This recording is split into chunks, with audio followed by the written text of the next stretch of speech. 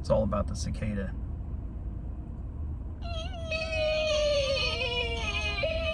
We bought everything: the house, its contents, the car, and the overgrown yard. Before renovations can begin, it's up to us to sort it all out.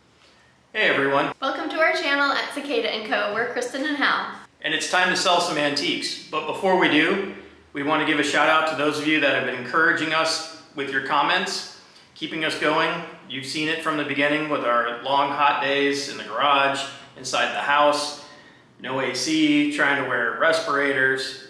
It's been tough. So thanks to everyone who's left a nice comment. Some of you have reached out to find out how you can support our channel, and we did start an account on Ko-fi, and you can find that in the link in our profile. If you've been watching us for a while, then you saw us discover everything in the same moment that we discovered it. As we were pulling everything out of the cabinets, we brought the camera with us, so you saw it for the first time as we were seeing it for the first time. And now we've had some time to go back and look at some of these things, assess the condition. Yeah, not everything could be saved or salvaged. So I made a few trips out to the dump. Unfortunately, we had to get rid of a lot of things, a lot of the fabrics, a lot of the curtains, rugs, anything that would hold smells and mold and things like that had to go. We did clean a lot, but we just couldn't save it all. We appreciate all of your feedback in the comments, and we also want to assure you that we're not throwing things away unless the condition is really moldy, eaten by rats, peed on by rats, or something else that we would never consider donating. Going into this project, we had a plan. We knew we needed to take everything out of the house, and we know a lot of you have been mentioning we needed to take the curtains out or we needed to take the rugs out, and we knew that. We knew that we were going to take everything out of the house, even if it was something that we were eventually going to keep. It had to get out of the house for now. Right, and part of that plan was to store everything in the garage. You saw last week the condition of the garage roof. It was moldy and there was some mold in there, so that plan went out the window. Yeah, so once we had a better look at the garage and realized that that wasn't going to be a good place to store everything, we had to come up with a new plan. We've been dealing with this mold situation now for almost 2 months, and we've gone back and forth with a few different mold remediation companies, and we've gotten estimates everywhere from $2,500 to $45,000 for the house. And we don't have a working HVAC system in the house, so if we were to do the mold remediation now, the house might sit for another month and the mold would just come back. So we have a new plan. Yeah, so we've got all the windows open, so we've been letting the house air out. With this front room, we're calling the studio. It's used to be a porch, but it's been enclosed. But we're gonna scrub that room top to bottom, and then put a dehumidifier in there, and we've got a little window unit we're gonna throw in there, keep it climate controlled for now. We're letting some of the stuff we have kept air out today, and we're gonna give that a scrub down too before it goes back in the house. Yeah, and then we'll have one room that is hopefully breathable. So Yeah. we're hoping this solves some of our problems. Yeah, one room at a time so far. Yeah. And then hopefully, I don't know, nothing else. We don't know what comes next. Yeah. One thing at a time. One thing at a time. Here's a look at the studio before we cleaned it out.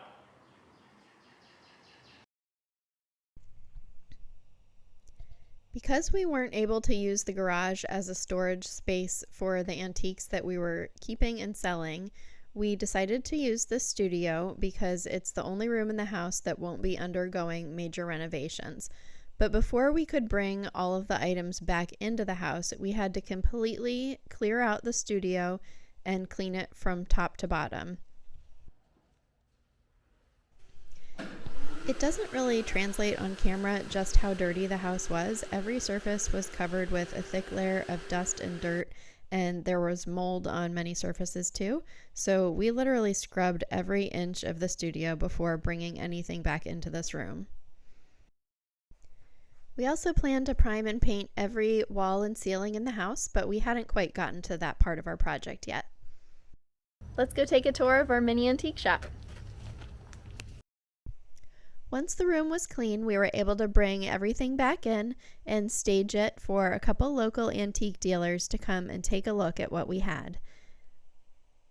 These are some of the nicer items we were able to save from the house. We'll show you this preview of how we staged the room, and then we'll go through a few of our favorite items a little bit more in depth.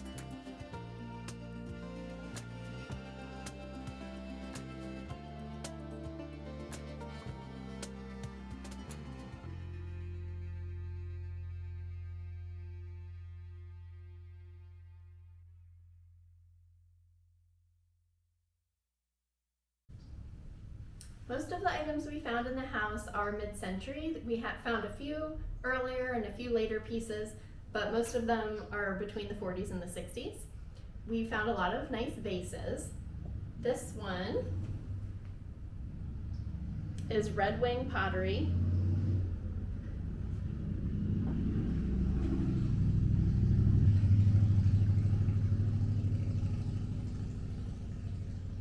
We also found this Florentine pink vase, which is also mid-century, the ribbed rim.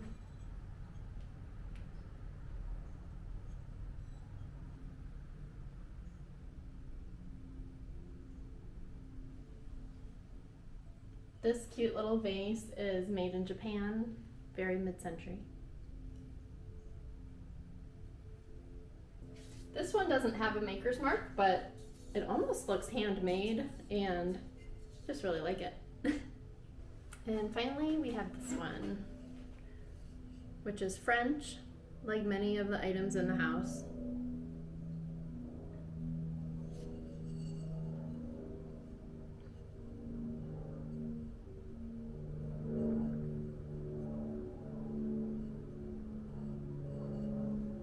This is a camel stool and bag from the 1970s. It has little bells on the sides. It's very decorative. You can see the leather on top is embossed, and it also says Cairo, Egypt.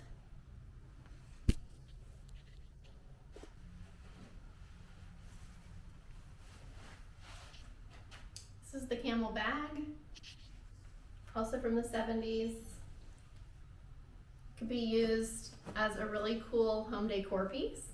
Has a pocket on either side. We have a wood carved lore horse with copper and brass accents on it.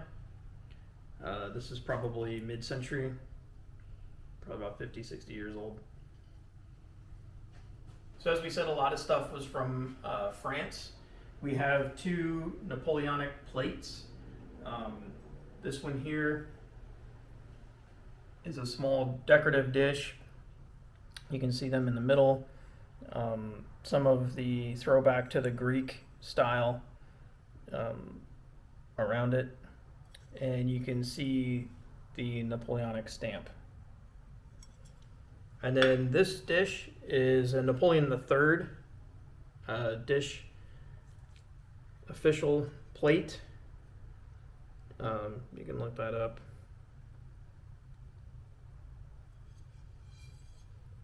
That we think is dated, I think the S65 is 1865. So that would have been Napoleon III. So we have a couple of figurines up here that we found. This was a beautiful soapstone. It's called the Happy Fisherman. Came from China.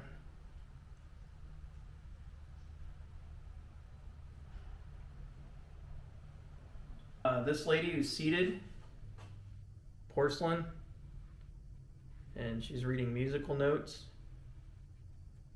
Has a cool made in occupied Japan stamp, so that would have been right after World War II, until about 1955. This little giraffe, hand carved, we found out came from Kenya.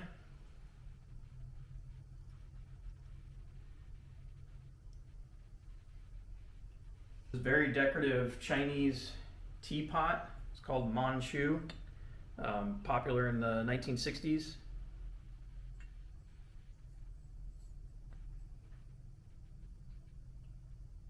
You can see the maker's mark.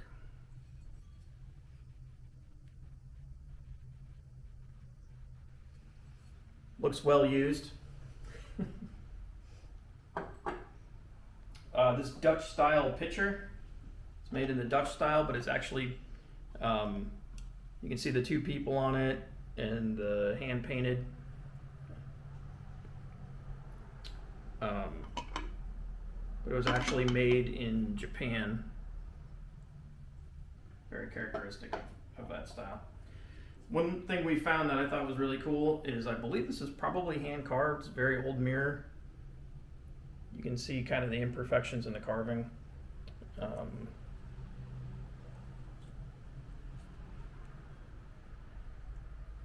That's the back of the mirror.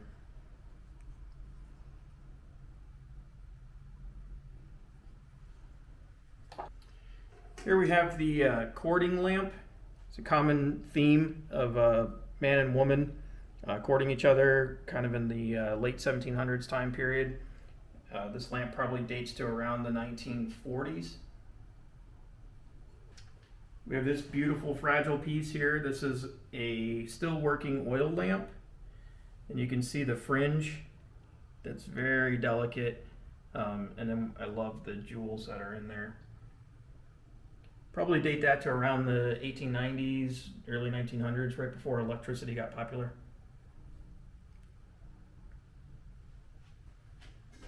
And then something we'll probably keep for emergencies. Just kidding. 2 tiny little oil lamps, hurricane lamps, as we like to call them in Florida.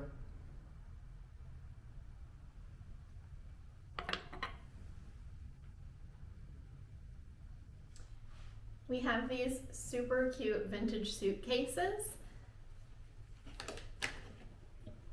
Inside, there's a little travel mirror. And we know that these date from the late 50s, early 60s. One of the travel tags, this is from the French line, actually has a date on it from 1962, so we know that's when these were being used. And there are some other really cool tags here from New York City, JFK.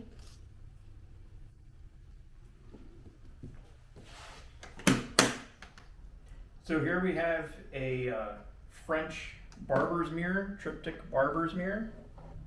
And so you can see the 3-sided glass mirrors, properly aged. And one of the things I like most about this is this leather backing, soft leather backing. So we have here a couple of trays, paper mache lacquer trays from the early 1900s, made in Japan. This one's the yellow one is a little rough, the edges. Still very neat to see.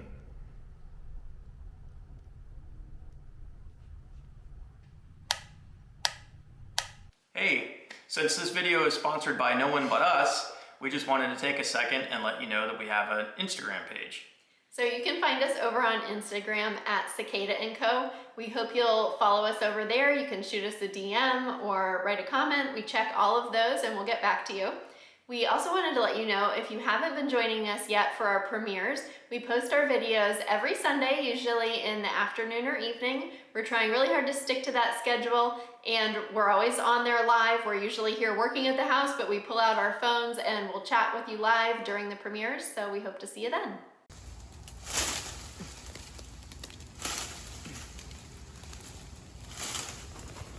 Whoa, look at this. Hey, I want to try.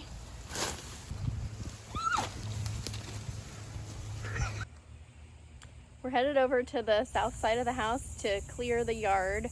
We've only crept over there once before and it has completely grown over since we did that. So we have to walk through this, which is pretty impenetrable, but we'll get through it with these.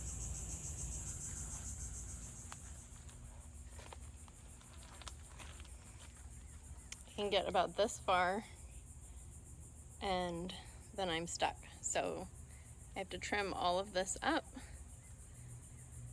to be able to walk through over to the other side. Could walk through here, but it's all ferns and I'm not sure what else is under them, like snakes or other things, so I'm gonna go this route because this all has to get trimmed back anyway. Might as well do it now.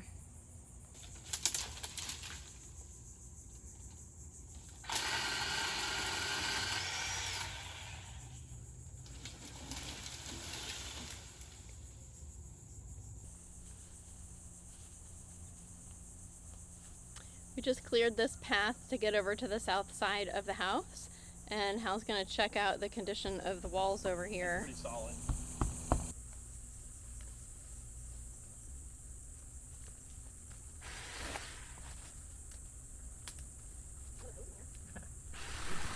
If you've ever wondered why we call ourselves Cicada & Co., I think this clip will show you why. They were with us the whole time during our yard work. You can hear them there in the background.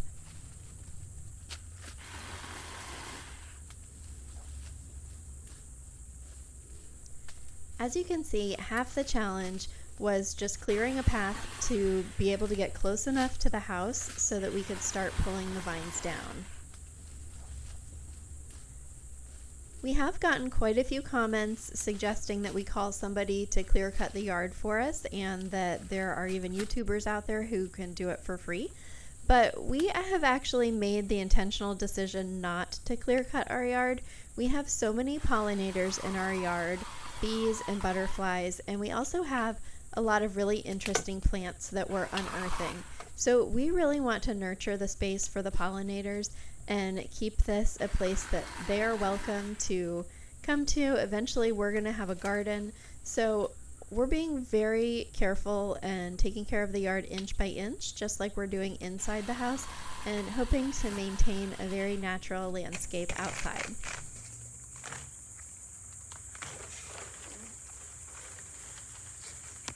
Anywhere near the wall? Yeah, I'm pulling vines.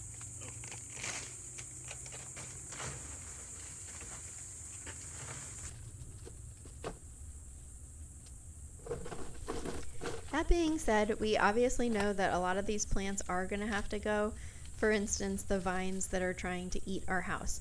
So what we're working on is clearing all of the vines from on the house, and then also clearing the immediate perimeter around the house so that we can do some grading.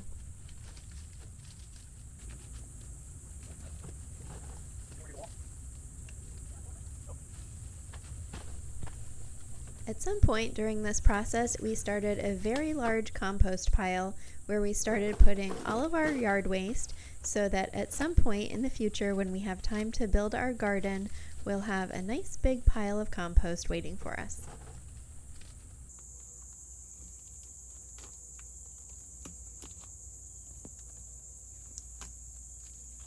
We have a moisture issue here, which is fine because we want to turn this into French doors anyway. So I'm okay with that. Cut it all out.